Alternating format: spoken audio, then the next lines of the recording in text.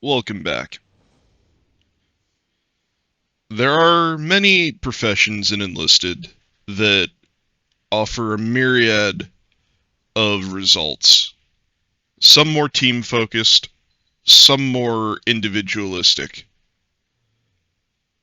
But none of them compare to the importance and the usefulness of the grafter. Now, what is a grafter? Why, the grafter embraces the way of graft. To graft is to bring life to your team.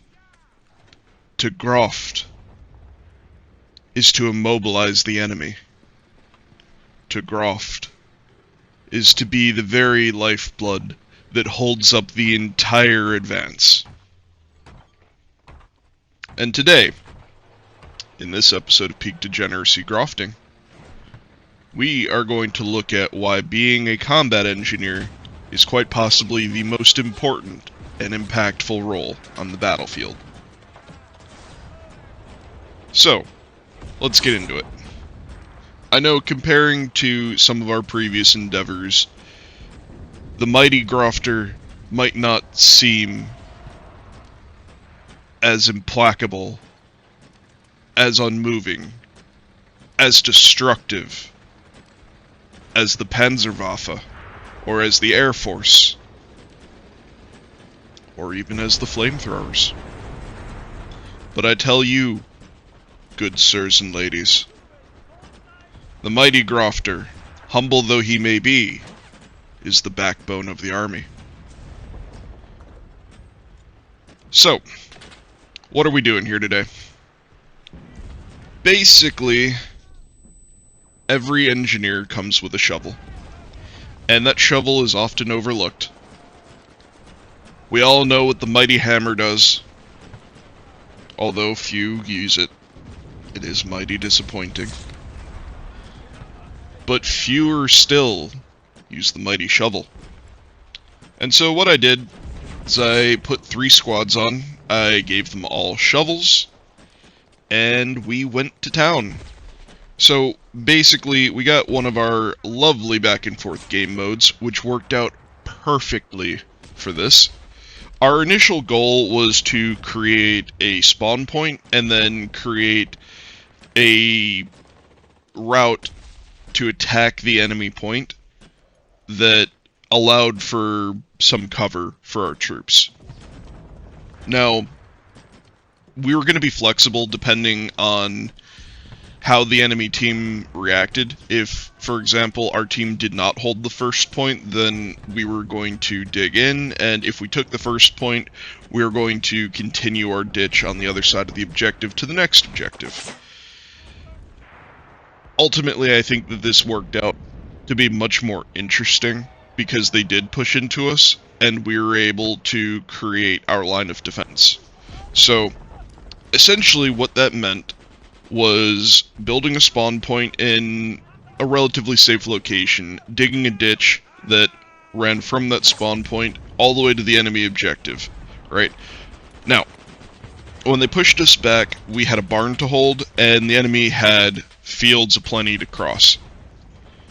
By creating our ditches, we were able to potentially create hazards for tanks, which, if you've driven tanks before, a lot of them don't deal with holes in the ground very well, and can get stuck pretty easily, which makes them very easy to kill. In addition to that, we wanted to create a barrier that was more difficult for enemy infantry to traverse.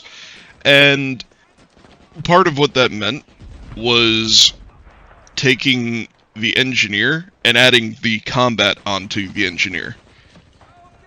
You might think that just by building engineering equipment and digging holes that you wouldn't rack up a particularly impressive score at the end of the game.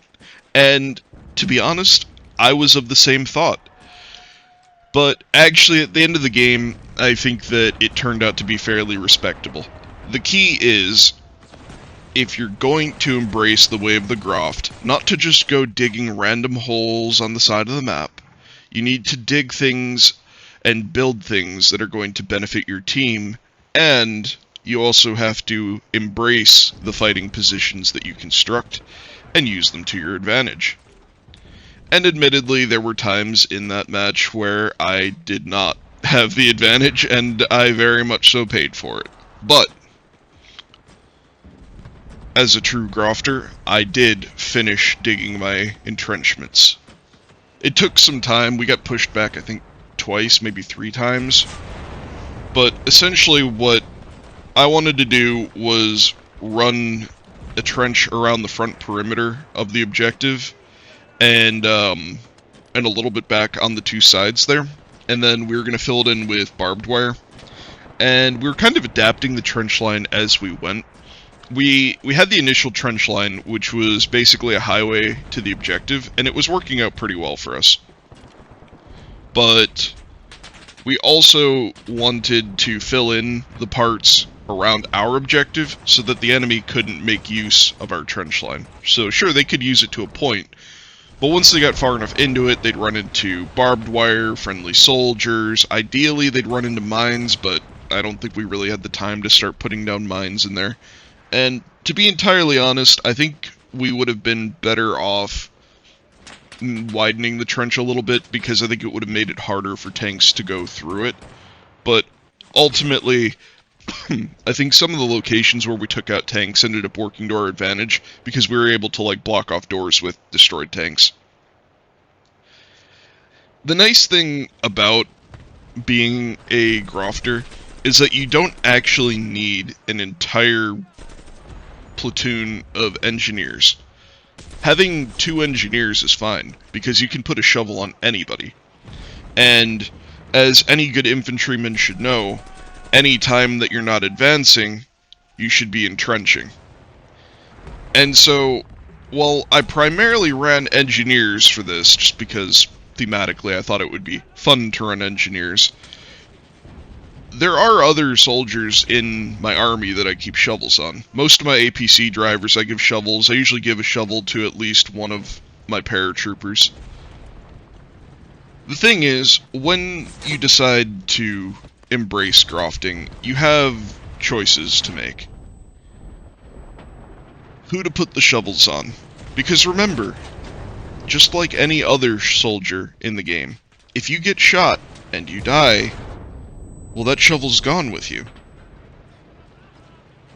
And there are other melee weapons that can prove to be valuable. Swords, axes, for example, both of them allow you to charge, which really speeds up getting from point A to point B. Swords in particular give you a movement speed buff.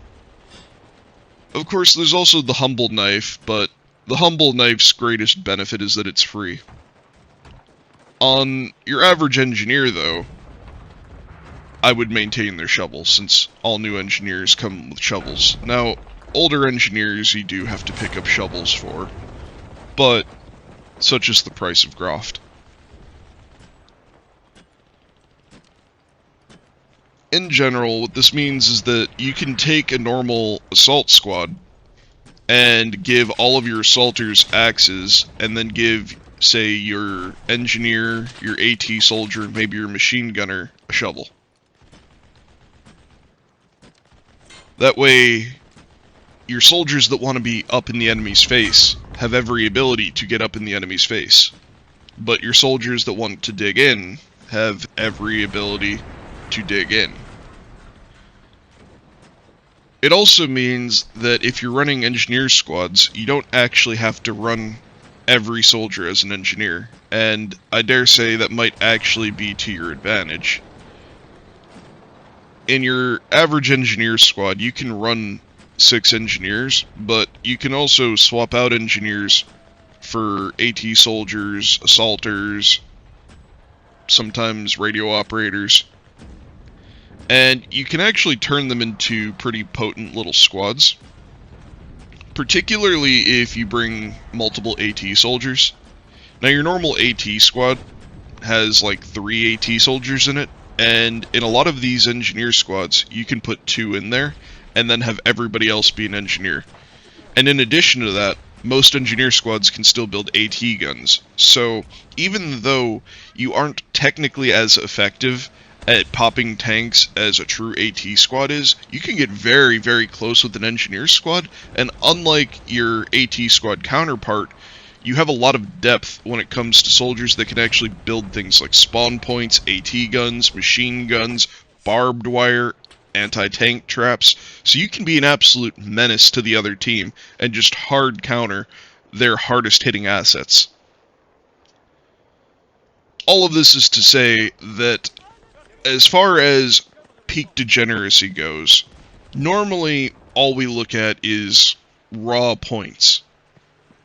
But with grafting, it transcends points. It's so much bigger than just the points you accumulate. You provide cover to your allies. You filter and slow the enemy advance. You make every step treacherous and dangerous to the enemy. These additions, these boons to your team are invaluable and cannot be measured by sheer points alone. Although, the game does offer you some rewards for assisting with your buildings.